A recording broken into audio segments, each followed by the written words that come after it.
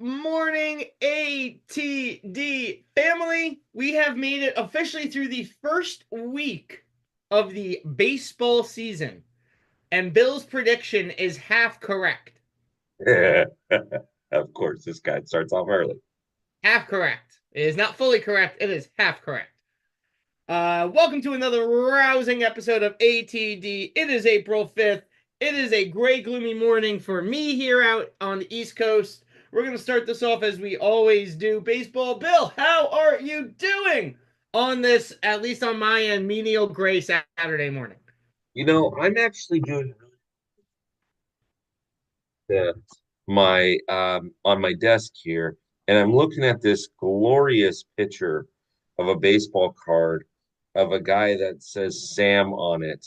I mean, it's just absolutely gorgeous. You know, not necessarily the Giants jersey, but yeah, it's a gorgeous baseball card right there. I still Well, don't. I still need an autograph one. I mean, you had the option to get that sucker autographed when you saw me like 4 months, 4 or 5 months I ago, totally and forgot. I'm gonna have to do it when I come to Philly in June. you are absolutely going to have to do it for in Philly when you come in June. Yes, I sir. got that. I Yes, sir. got it. It was kind of tough to get it all out, I'm but we did. but I'm doing good today, my friend. How are you doing? I mean, I'm hanging in there, man. My boys are starting off hot. They're playing really well. They're playing Coming in hot. dynamic, hard nosed baseball. I mean, it's a beautiful, beautiful, beautiful sight for me to see right now. I mean, I couldn't be happier. Um, 1000%, my friend. But we are going to start this off with our newly added feature of our baseball trivia for the morning. Bill is going to have until we get to the second sponsor call out to figure out the answer to it. So, Okay. Bill, are you ready for this morning's trivia? Sir, yes, sir. All right. This morning's trivia question is which player holds the record for the most Cy Young awards? Hmm. I can Think tell you who about it's it. not. I can tell you who it's not. Well, you can tell me who it's not when we get to the second sponsor call out. For Got now, it. think about it, mull it over, write it down, keep it in the back of your mind, put it on a post note and stick it to your forehead. I don't care. Okay. Got it. Got it. Forehead stuck. There we go. Love it. All right. We're going to start this off now. And as always, thank our sponsors. We got to thank Drunken Gentlemen's Club. These guys are awesome. You're actually doing a co sponsored event with these guys in a couple of hours out there on your side of the house. Bill, tell me about these guys over at Drunken Gentlemen. So Josh does such a great job. He's a clothing apparel guy. He's got an eBay store. He's just absolutely a fantastic dude. He put together something at Brewheim in Anaheim. It's a local brewery. They do a really, really good job. They've got a space for a watch party. Sam, next time you're out, I got to get you over to Brewheim. They've got like a lounge area where you can just sit and chill. They got comfy leather couches you can just hang out on and watch a game. And I I mean, I don't drink obviously, but they tell me that the beer is good. They always have a nice food truck. They're getting ready to put in a kitchen over there. And so Josh actually did a really good job of putting together an event today. And I'm very, very, very excited. Awesome. Love that. And when you're out there in the Inland Empire, you always have to remember that the Inland Empire runs on Dunkin' Donuts. It They does. America is not the only place that does. Specifically, this empire does out there in Southern California. Yes. Yes. Bill, how many locations do these guys got? So Andrea, Josh, Jeff, uh, those guys over there, Jordan, they have one in Rancho Cucamonga, one in Colton. They're building a second one. They got one at the Ontario airport. They got uh, they got Ontario Airport, two in Colton, one in Rancho Cucamonga. They've got, I think, seven total, if I'm Man, not these mistaken, guys, they want to ensure that that empire is running consistently, and the on only way to Duncan. do it is run it on Dunkin'. And finally, we got to give a big shout out to Ruby's Diner out there on the PCH with the beautiful view Yes. overlooking the coast. Sam, Um, we'll be there on the 25th. We're going to be oh, showing another dinner and a movie under the stars on the 25th. Love We it. Utilizing that top deck that they got there. 100%. And Sam, last time we ended up having about 40 people there. Oh, I don't know, 36 maybe up there. Okay. And all the registrations came in the last week. People that were there last time, we've already had 9 registrations and we're still 20 days out. We're going to end up having 60 people there. It's going to be great. I Are mean, you you and can't go Kiri coming wrong out with. for it? I mean, if you wanna, if the eight, if the top fan rivalry petty cash is willing to put me on a flight and fly me out, Well, more than no, I'm not going to do it with the petty cash. I'm just going to send out the uh, personalized private jet. We bought it. oh, We bought one of the jets that Trump used to own, and so it's all decked out in gold. And then I got a limousine to pick you up from the airport. Are you cool with that? I mean, I might have a little back and forth with you on this, but yeah, I mean, I'd be okay with it. We try not to get political on this show, but I'm talking about a you private jet, dude. Forget who owned no, it. I It's get it, decked man. out in gold. I mean, that man's gone through bankruptcy a couple of times, so he had to give out one or two of his jets to I know, compensate. and he handed one. You know what? He handed one to a friend of a friend of a friend, and I slapped when I borrowed it one time. I slapped the Top Fan Rivalry logo on the side of it, and now I own it. Fair Possession enough. 9/10 of the law. Hey, love that. I'll take possession of it. Sam, But what are as we going to talk always, about today? we have to thank our sponsors for Yes. supporting us so we can do what we do and give you some great baseball knowledge and feedback every week here on ATD. We're going to get right into the standings because, man, has this been one crazy week of baseball. Teams from the top have dropped to the bottom. Teams from the bottom have gone up to the middle of the pack. Yes. And the standings are starting to fill up quickly.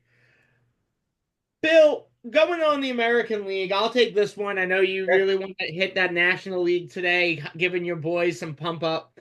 Yankees right now are leading in the AL East, 5-2.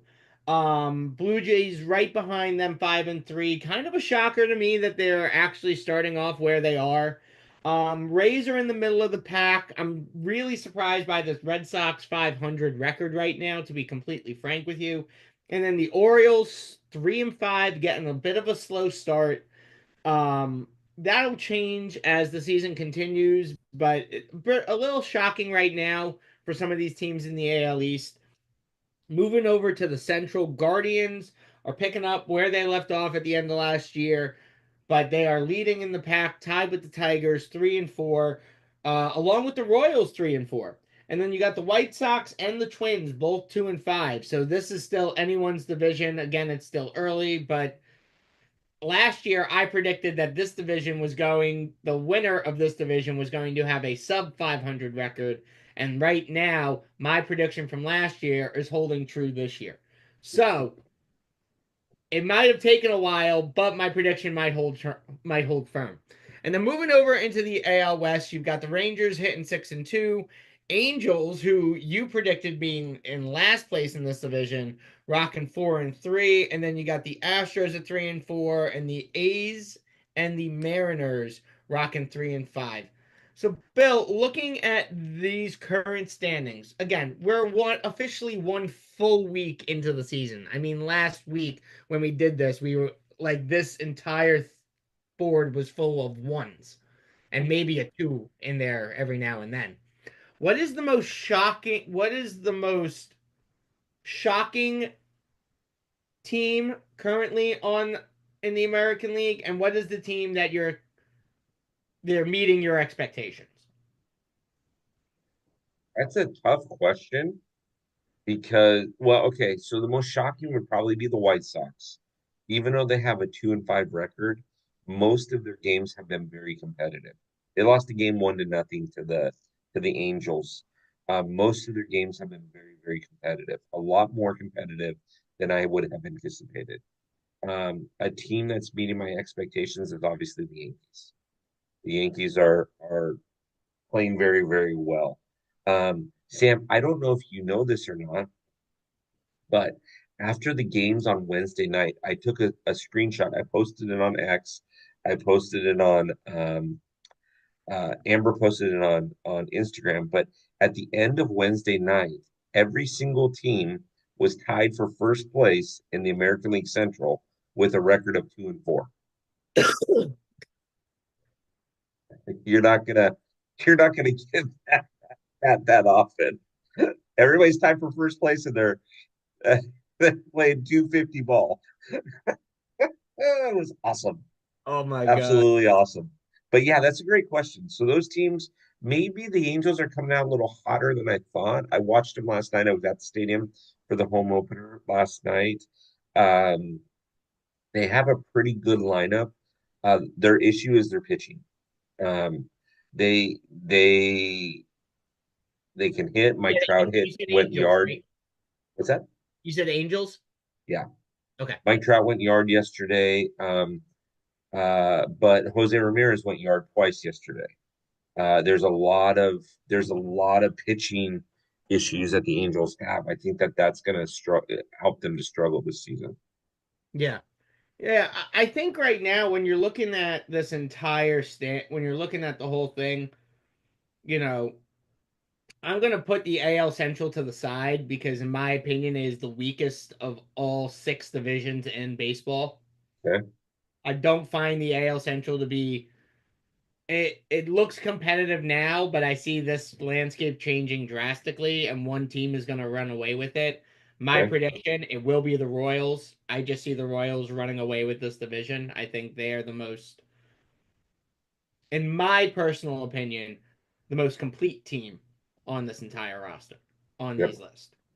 Um, so when I'm looking at the AL East and the AL West, I'm seeing heavy competition. I'm seeing yes, real good heavy competition here, especially with the West being one of the weakest divisions last year in baseball. So it's nice to see this kind of flip the script a little bit and the West become competitive again. What I am going to say is that the team that's surprising me the most right now is the Astros. And it's surprising because they're not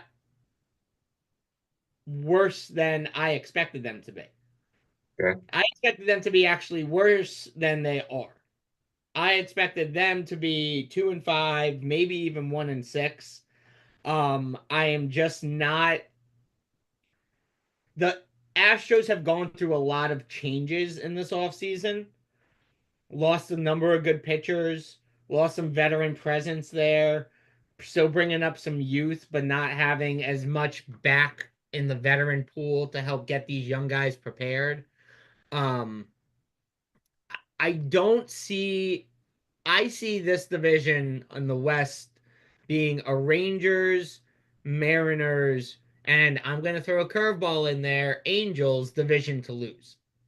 I see the A's and the Astros ending up more towards the bottom. And I just think the Astros are at the point now where they need to start looking at a rebuild mm-hmm, because they've got a lot of age on that team and miles that they've ran on that field. That's time to start looking towards the future. mm-hmm. I agree with you. I agree with you, and especially when it comes to the Astros, they do have a decent farm system, but I agree with you on that. And um, yeah, I yeah. Uh, that division is going to be it's going to be interesting because I'm going to bet that that division is the only division in the American League that's win or go home. I don't see a wild card team coming out of there. That'll be the Central, and that'll be the East because I don't think that even right now, if you looked at it, right now every single wild card team, you the Angels would sneak in there, but I don't think that that's going to last. I think the Tigers are going to be a lot Yeah. better than I anticipate. Yeah. I think when I look at the East, though, the team that's surprising me the most is the Blue Jays. Yeah, yeah. You know, Early on, early on, absolutely. yeah, I mean, I expected the Blue Jays to be good. They've still Mhm. got a lot of young guys on that team. But not as good as they're playing.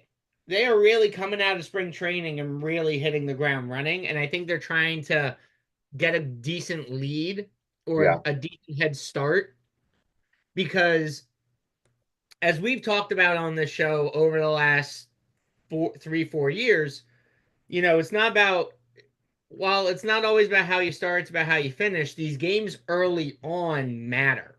Yeah, These close games in the first month and a half of the season really mean something as you get into June, get into July and the All-Star break. It sets a tone and a precedent for how you're going to finish the season off.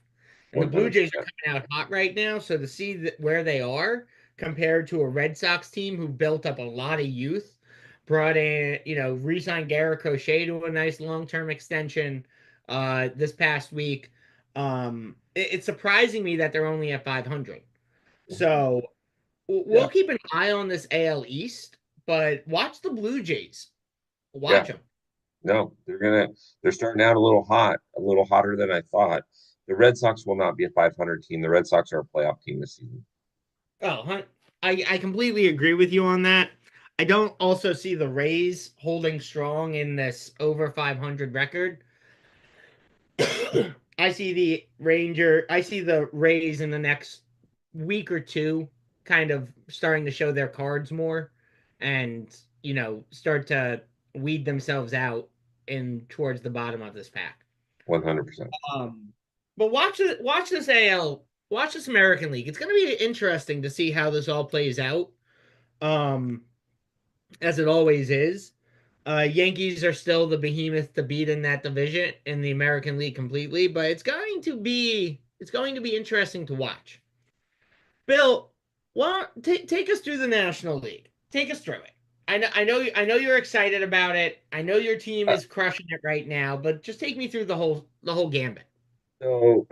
Philly's doing what I was not anticipating them to do. They're a hot start. I think the Mets are still going to win that division. The Braves starting out 1-7, that surprises me. Up until yesterday, they hadn't won a game. The Nationals starting 1-6, that surprised me a little bit too. I'm not gonna lie to you because they have so many good young talented guys. The Cubs are knocking the cover off the ball. They had two games this week where they scored a touchdown and a field goal or better. They actually had two games, or they had a game this week where they scored two touchdowns and had two 2-point conversions, had 18 runs on the board. The Reds are starting off a lot slower than what I had anticipated. The Pirates are, unless they turn around real quick, they might be in for a very long season. Yeah. Dodgers are starting off hot. I did not expect them to start off 8-0. 8-1. Were you They brought down to earth yesterday? Were you? No, no, because here's what I was going to say. No, because the Dodgers it doesn't seem like any lead against them is safe right now. And as they proved yesterday, they almost Yeah. won the game yesterday. They almost tied up the game yesterday. Yep. Um, and you've got some injuries right now. Freddie is still out. You've got some keys there. Apparently slipped in the shower and hurt his ankle. So hopefully that wasn't he and his wife in the shower. And I don't want to know the other details, right? The Padres, 7-1. That surprises me. Giants 6-1. Diamondbacks 5-3. Rockies 1-6.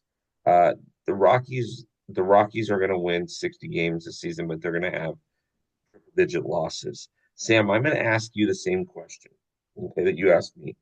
Give me a team here that is doing exactly what you thought they would do, and then give me a team here that's actually surprising you.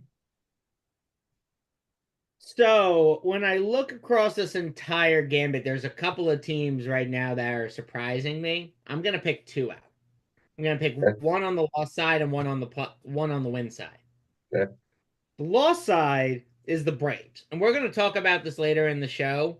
Mm-hmm. But the Braves are having an abysmal start to their season, and that's all I'm gonna Yes. say for now because we are gonna talk about this in greater detail as the show progresses. The team on the win side, though, that's surprising me, and this is me being a homer, is the Giants. Because the Giants came in with the expectations of being a sub 500 team going into the season, and they are doing exactly what the Blue Jays are doing on the AL side in the National League. And they are just taking that spring training start that they had and just running it into the season. They are playing down and dirty baseball, not in like a malicious way, but they are bunting to get to first. They are causing the teams to think more strategically. They are making guys on the infield, they are making guys in the outfield move in and then popping it over them.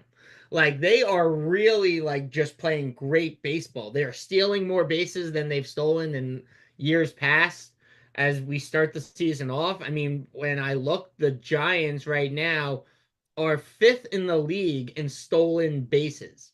Last year, they were 29th in the league in stolen bases, only above the Rockies. The Rockies. So the fact that the Giants are being more aggressive on the base path, they're being more, they're more attacking more on the plate, not letting pitchers like get the best of them when they can, and really taking these guys into high pitch counts early on, it's showing. And I think a lot of it has to do with the changes in that front office and more confidence the front office is having in Bob Melvin, the coaching staff, and giving the players the freedom to say, we trust you. I mean, to me, it's quite amazing to see. On the side of the ball where I expected them to be, where I expected them to be, it pains me to say this, but the Dodgers. It doesn't surprise me the Dodgers are doing what they're doing. They're coming off being the defending champs, and we say in every sport, to be the champs, you got to beat the champs. And right now, the champs are showing that they are still the team to beat. Yes, they might be hit with some injury bugs. Freddie Freeman having a slip and fall at home in the shower and hurting his ankle. But Dustin May came out in his first start back in MLB since the injury last year and is just shined in his debut. Um, Mookie is doing what Mookie does. Otani is having not a crazy struggle bit, but he never starts the season off as good as he finishes, and we've seen that in years past. Um, but the Dodgers are, they are running away right now. And if you're a baseball fan of the AL or the NL, there's no question the team to beat is the Dodgers, and they will until the playoffs or something drastically changes, will stay the team to beat. Um, so yeah, it's not surprising me where the Dodgers are. But there are some teams on here that are surprising. Not gonna lie, and where they sit currently. As who? Like Um, what does it looking at surprise this, you where the Pirates are at? yes, I think above all, Hmm? yeah, the Braves starting 1-7 is quite shocking, Yeah, but the Pirates being 2-6 right now is to me the most mind-boggling thing.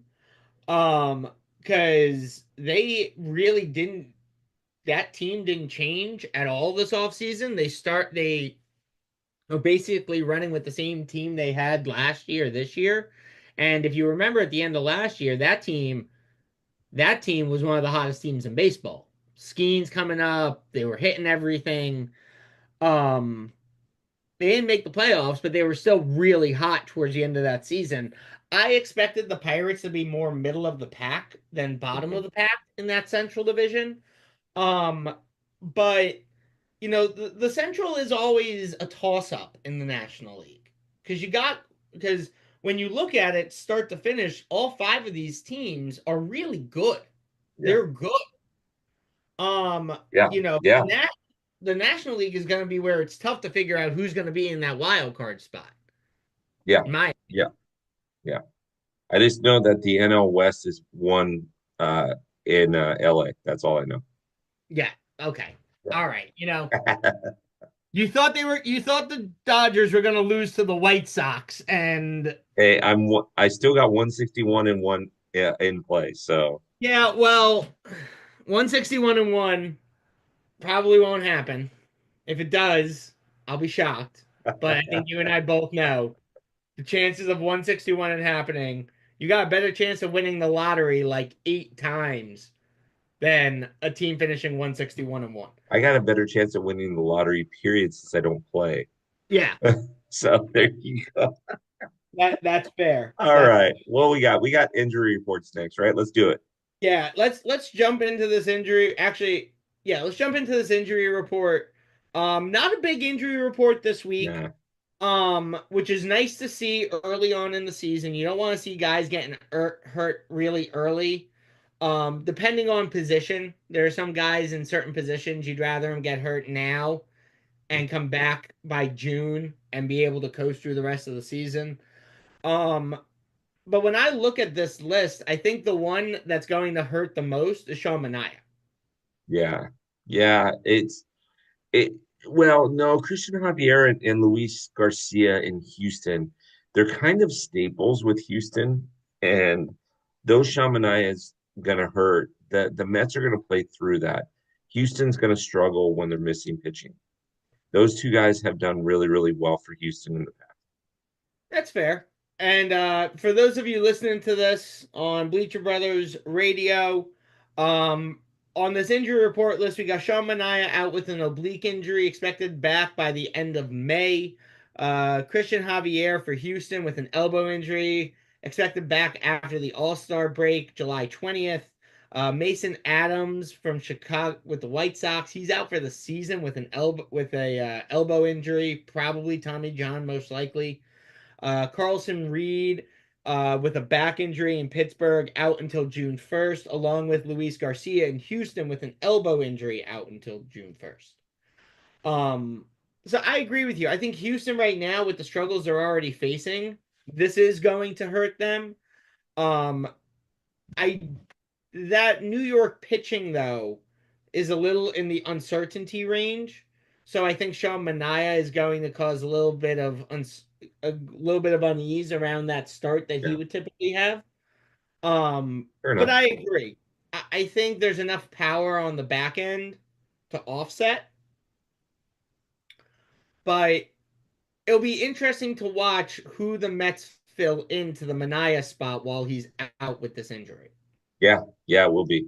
It will be. And the Mets haven't done too bad as a start. They're just trying to keep up with Philly, who's playing very, very well right now. Yeah. You know what's interesting, and I wanted to bring this up on the last slide. The Brewers, who are 4-4, Hmm. according to MLB, based on their current record and what the runs they've scored and the runs they've given up, the Brewers should be 2-6. Hmm. The Brewers have a 24 run differentiator between the runs they've allowed and the runs they've scored. And by some obscene miracle, they are 4-4. Where the Cincinnati Reds, who have a 3 run differential, are 2-6 and should be 4-4 right now. I Like, think it's important to point out too that Sam, that I think the first double digit win will be on the West Coast in LA. yes, we get it. We get it. Unless unless the Padres, the Cubs, the Phillies, or the Giants, or even if we go back to the American League, actually, or the Rangers in the American League, go on a run, and the Dodgers in the next 5 games, 4 or 5 games, just can't figure it out. Yes, the Dodgers will be the first double-digit team with. Okay, I just wanted to make sure that we had that clear for All those of right, you you listening. know, Those um, of you watching on YouTube, you can see Sam's disgust. Those of you listening to it on Bleacher Brothers Radio Network, you can't see Sam's disgust. I just want to make sure shaking that my he head, shaking understands. my head, folks. I'm shaking it. I just can't. I just can't. It's Yep. like we get it. All right. What else do we got going on? Well, we gotta give another shout out to our amazing sponsors. I mean, Ruby's Diner over there on the PCH, looking right over the ocean with that amazing rooftop area where Bill has commandeered it numerous times to do some movie screenings under the lights and Hmm. under the stars. Uh, they do an amazing job out there. Make sure you grab a burger and a milkshake on your way because it's just awesome. You got the Inland Empire. They run on Duncan over there with 7 different locations: Rancho Cucamonga, two in one place, one in another, building one by an airport. They just want to make sure that if you're in their domain, you're stopping at a Dunkin' and you're getting that coffee. And then you got Drunken Gentleman's clothing. I mean, Bill, there are so many great things that Drunken Gentleman's doing, but tell me about this amazing event they're running later today. Josh is doing an event at Bruheim in Anaheim today. And he'll be doing one in San Clemente at the end of May as well. I think we'll be a part of that one as well. But they're going to have a group of people out there. They're going to have a lot of fun. People are going to eat. They're going to have a great time. We're going to play some cornhole. It doesn't get any better, my friend. I wish you were closer, Sam, so I could say hop in the car and come on out. I think it'd be a little too late for you to hop in the car today, but I'll send the Top 10 Rivalry Concord for you, and we'll get you here by the event. Don't worry. I appreciate that. I'm more than happy to jump on the private jet and make my way out there. Make sure it's stocked and loaded for me. I prefer Chick-fil-A along Chick-fil-A and Mountain Dew. You got it. Chick-fil-A and Mountain Dew, man. You know it. There you Um, go. but yeah, we gotta thank, as always, we have to thank our sponsors. Oh, what are you saying, Bill? I got the answer to your question too. Oh yes, we And have to and go I'm back gonna to our flip it trivia on you and question. I'm gonna ask you a question. We have to go back to our trivia question, and I just want to make sure you didn't look this up while we were I did recording, not look right? this up.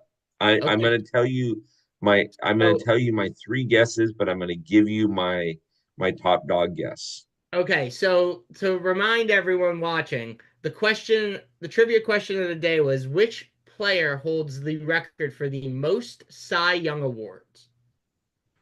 So So, Bill, let me I ask. I am gonna guess one of these three guys. So I'm gonna Okay. guess either Greg Maddux, Randy Johnson, or Roger Clemens. And if I can remember correctly, Roger Clemens had some really good years in the 80s and 90s. So I'm going to choose Roger Clemens. But if I'm wrong, it's one of the other two guys. You are correct. Roger Ah, Clemens is the yes. player that holds the record for the most Cy Young awards I'm in one for all of two. baseball. Looking at it, Roger Clemens. I'm one for two. I lost last week. Yes, Clemens, Cy Young. I'm going to say he had five or Clemens six. has 7 Cy Young Okay. awards. I was close. You were Yeah. close. He has won award. He has won that award while playing for the Red Sox, Blue Jays, Yankees, and the Houston Astros. Oh, there you go. See, giddy up. I'm not just a pretty face. I know some things, Sammy. Yes, you do, my Okay. friend. Yes, you do. Now you I'm got a gonna question flip. for me. I'm gonna flip the script on you. Okay. Okay. Nolan Ryan. How many, without Googling it, and I want you to tell me at the end of the show, how many Cy Young awards do you think Nolan Ryan has won in his career? Okay. Okay. You got it. All right. What's our next topic? Let's do it. Well, we gotta jump in. We gotta jump into the stolen bait. We gotta jump into our counts Yep. because Jump into the we counts. had an astronomical jump in this first week of baseball when it comes to stolen bases and home runs. So, as we said, the number to beat is last year's number of 3,617 stolen bases. And as we track right now, we might not hit that number this year. We are taking a little dip in the stolen base counts. But we are at last week we were at 41. This week we are at 191. We are seeing the stolen base count jump, but we're not seeing the jump at the level that we saw it jump in previous years. Um, O'Neal Cruz for Pittsburgh is leading the charge with 7 stolen bases. Fernando Tatis is there with 5, and we got 3 guys at 4 stolen bases. Isaiah Kiner Falefa. I hope I Palafa, said yeah. that right. Manny Machado for the Padres and Victor Scott for St. Louis. Bill, my question to you is why are we seeing such a major dip in the number of stolen bases now than we have seen in the last 2 years? Just early in the season. You're going to start seeing 150, 200 a week. Yeah, early in the season. Yeah. Do you see, is there anyone that's not on this leaderboards list in the top 5 that you would have already expected them to be there? Yeah, Ellie De La Cruz. Yeah. Tell me Ellie about De it. La Cruz. I'm a little surprised. Manny Machado is not a base stealer. He's getting a little old in the tooth for that. But he's got 4 of them already. Fernando Tatis. Uh, that doesn't surprise me. He can move. So yeah, O'Neal Cruz doesn't surprise me at all either.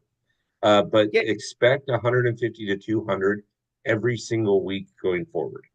Okay. And I mean, if you're talking April, May, June, July, August, and September, you're talking 6 months. If you have 800 stolen bases every month, we're going to well beat that.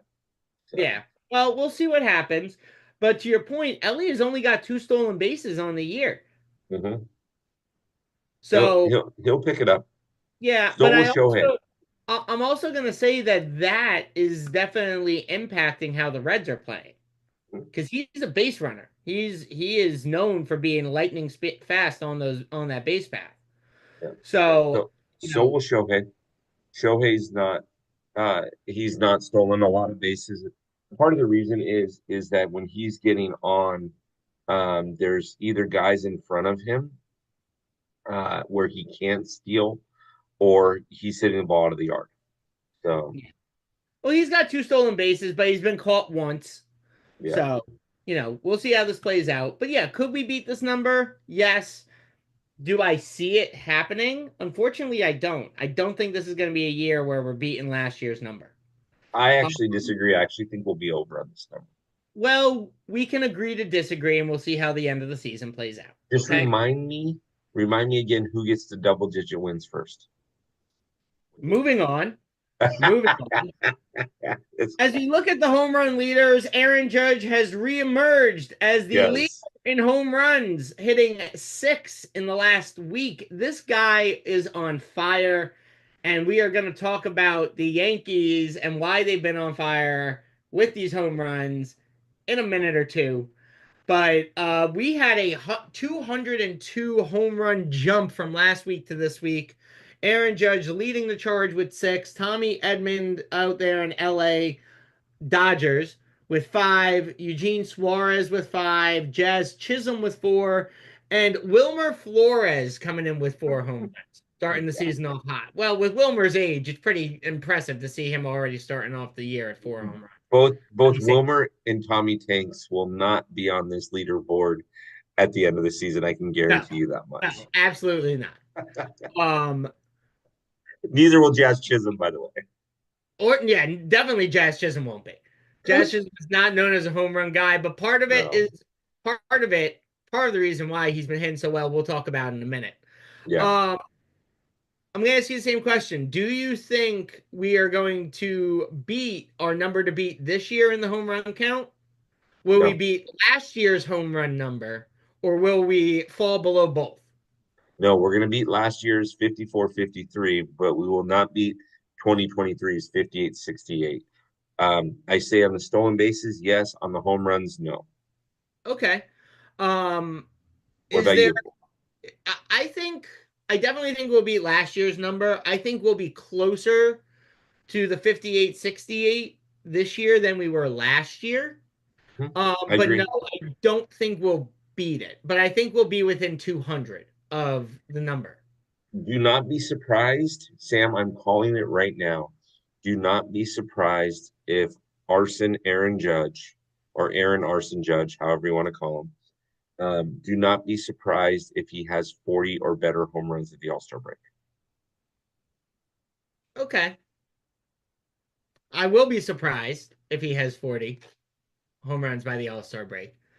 But again, as you've said, it's early in the season. Pitchers are still getting their position, they're still getting their velocity, they're still getting their placements, they're still finding the box. And these umpires right now are not doing well. They're not coming off of spring training well, having the mentality of players challenging calls and things like that. So mentally, the umpires aren't there, so they need to get better at it. But yeah, I mean, if Aaron Judge has 40 home runs before the All-Star break, I'm gonna be dumbfounded. Like just straight up dumbfounded. I'm gonna expect MLB to do some investigations on some PEDs in that regard, if that's the case. Just throwing it out there. Um, so moving right along, as we talked about, the Yankees have been on a home run rampage this year, and there's really one thing that's differentiating them from this year into last year. Mhm. Bill, what in God's name is up with these torpedo bats? Like, Mhm. what is happening with these torpedo bats? So this is us using science and technology, right? So 20 years ago we started using analytics. 25 years ago with the Moneyball A's, right? Oakland A's, Yep. back when they were the Oakland A's. We started using analytics. We started using things that show us um, how to play the game, which to me, fun, somewhat not so fun. With these torpedo bats, what they've done is they've actually taken players and if you look at, so for those of you that are watching this on YouTube, you can see there's a picture of, it looks like Volpe holding the bat. You can see some ink on his bat. What that is that's the ink from the baseballs. All those baseballs that say Major League, official ball of Major League and have the seal, those are just stamped on. So during batting practice, these guys will hit balls back and forth, and they'll look and see where they square up the ball. And then what they've done with these torpedo bats is they've moved the barrel to where they typically square up the ball. So each individual bat is calculated, uh, to my understanding, vis-a-vis the player, right? And so you've got a great image. If you're watching this on YouTube, this is great. If you're listening to this on Bleacher Brothers, go check it out on Top Fan Rivalry dot, or I'm sorry, go check it out on YouTube.com and search Top Fan Rivalry. You'll see around the diamond. Sam's got an amazing picture of what a torpedo bat is versus what a standard MLB bat is. But in essence, Sam, what they're doing is removing the barrel. That's what they're doing. Yeah, and I wouldn't even say they're moving the barrel. Because the barrel, so if you're watching this on YouTube, you can see the picture. If you're listening to this on Bleacher Brothers Radio, a standard MLB bat has one long barrel, and the reason why is to evenly distribute the power on the barrel from one end to the other, from the thickest point to the end of the bat. Right. Um, and all MLB bats have specific dimensions they have to hit to be an official MLB bat and allow a player to use that bat in the league. Has to be 40, the barrel of the bat, or I'm not sure. I think it's the whole bat. Has to be 42 inches long in max length, and it has to have a maximum diameter of 2.61 inches. So on a standard bat, the entire barrel is that 2.61 inch width. With a torpedo bat, you're seeing, as Bill had mentioned, their sweet spot on the bat being at that 2.61 diameter, you know, width. And then it gets smaller again, probably down to about 2 to 2.25 inches. So you're framing where the sweet spot is. But what that's Mhm. allowing is that when players are swinging the bat and hitting it in that shortened sweet spot, they're now able to get a little bit more power out of it because they're isolating where that power is coming from rather than having it be evenly distributed across the entire barrel. The key to note, everybody, is torpedo bats do not cause you to hit the ball. You still have to have the hand-eye coordination. You still have to have the ability to hit the ball. Now, can torpedo bats help the ball go further? Yes. Steroids does not help you hit the ball. It may help you hit the ball further, i.e., Barry Bonds breaking a bat in Miami and hitting the ball out of the yard. That's a steroid thing.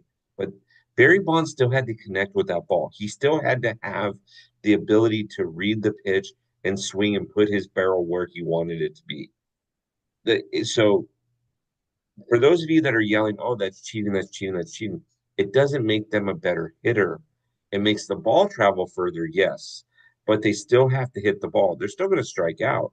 They're still going to walk. They're still going to have a number of things that happen. So this isn't something. I had a very lengthy conversation with somebody in San Diego about this. This is not something that you look at and say, "Well, they're cheating because they're using stats." No, they're not. No, they're not. They're just using now. Here's the other thing that sucks real quick, Sammy, and I know we're getting short on time. We only got about 12 minutes left of the show. Um, Here's the thing that is tough. Um, is Babe Ruth, Hank Aaron, Willie Mays, all the greats, Mickey Mantle did not use bats like this. So in baseball, they count everything for records, for everything. Now we're adding a new dynamic into it. We're using science instead of the art of the game. We're using science. Go Yeah. ahead, Sam. I'm sorry. Yeah, no, I completely agree with you. And the other thing to consider to all those people that think using a torpedo bat is giving someone extra, an extra umph. The thing to consider is that if they don't hit the ball on the sweet spot on a torpedo bat, you, you're not hitting it out of the park because now you're losing where that power is being distributed. Whereas on a standard bat, if you were to hit the ball towards the top of the bat, you would have even amounts of power from where you hit at the top to where you hit at the bottom of the barrel. Right. A Right. torpedo bat, your two weakest spots are at the beginning of the torpedo and at the end of the torpedo. Your only sweet spot is approximately a 4 to 5 inch framework that you have to hit that bat within, that you have to hit the ball within. So yeah, you need to know how to hit the ball. You have to put pine to leather, and you got to hit it on the sweet spot. In an essence, you're almost kind of hurting yourself with torpedo bats than with a standard bat. Well, You're taking the good with the bad. You're taking the power you're going to get when you hit it on the sweet spot mhm. to the bad where if they pitch it a little bit more outside or they pitch a little bit more inside, and you either have to elongate or shorten up your swing, well, now you're risking where that power is going to hit where that ball is going to hit on the bat, and it could just ultimately skew where that ball is going to go. Right. So, So keep in mind, we talked about leaderboards. Keep in mind that Jazz Chisholm, as a player, has hit 81 home runs in his entire career. and 81 as home runs. recorded, And as of recording, his best year, he hit 21 or 24. That's with two teams. He already has four. yeah, So I mean, and he had two in Mil or against Milwaukee when they first introduced this bat. So, we can make arguments either way, right? But yeah. again, I'm still going to make the argument, Sam. I'm still making the argument, Sam, that it doesn't make them a better hitter. They still have to hit the ball. I agree. I agree. We're going to touch real quick on something that I mentioned earlier in the show, Yeah. and that is, Bill, what in God's name is happening in the ATL? Just what is going on? You got 1-7 start is you got Jackson Profar getting suspended for half the season because of PEDs. Their pitching staff can't figure it out. They're not putting pine to talk. They're not putting pine to leather. They can't figure it out in the field. What is it? Is it a combination? Is it one thing? Like, what's going on? it is a combination of a lot of things right now. It's just Atlanta's going to be a very good team. They're just having a slow start. The Jackson Profar thing hurts because it's the distraction, right? These guys, the Braves signed him for 3 years and they're paying him an awful lot of money. Well, he only gets half of his salary this season. But that's kind of a big deal. Here's the thing I would say about the Braves, and here's the thing I say because of the Giants, because of the Padres, because of the Mets, because of Philadelphia, and who knows, maybe the Cubs and um, the Reds, even in certain senses. Uh, they started off 1-7. That's not the end of the world. Okay. But if they're 40 games in and they're 15 and 25, we now got a problem because Yeah. I never thought that they're going to win the division. I think that Philly and the Mets are too strong, but I definitely chose them as a wild card team. A 1-7 start isn't the end of the world, but in the National League, when you have the Dodgers, who will probably, as Sam has already pontificated, they're going to have the first double-digit wins in baseball, um, and probably the first 20 and 30 and 40 and 100 and All right, don't 150 get ahead wins. of yourself. Move Um, on. but as when you play in a division, or I mean, when you play in a league that has so many good teams, again, the Giants are good this year.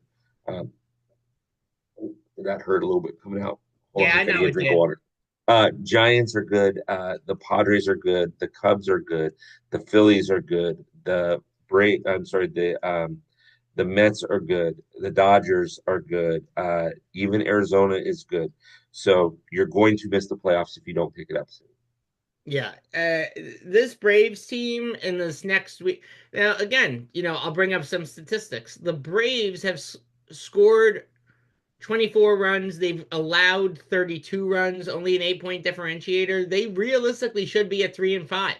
Realistically, they should be a 3-5 team right now. They should be middle of this pack, second place, right below Washington or right above Washington, tied with Miami, but they just aren't putting it together. And I think when Acuna finally comes back, when I think, Profar eventually gets back after his suspension, I think some of the other guys that were injured last year finally make their return. I think this will change, but I agree with you. If we get through April and they're on the negative side of the win column, I'm going to feel very, very nervous for that team in the division that they're in and in the entire 100%. league that they're in.